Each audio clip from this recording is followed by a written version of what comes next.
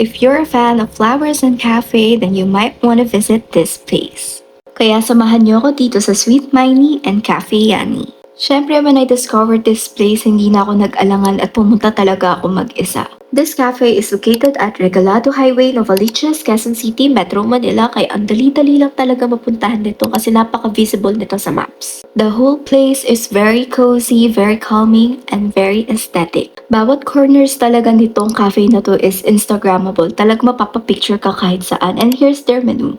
Open sila from 9 a.m. to 9 p.m. kaya pwedeng sila puntahan sa mga oras na yan. And of course, dito tayo sa mga pagkain na sinaserve nila which is napaka-Instagrammable din, guys. And when it comes to their menu, guys, they have a lot of choices dito from rice meal to their pastries and down to their cakes. And sobrang na-enjoy ko talaga lahat ng pagkain nila dito. Hindi naman halatang ang dami kong in-order, diba?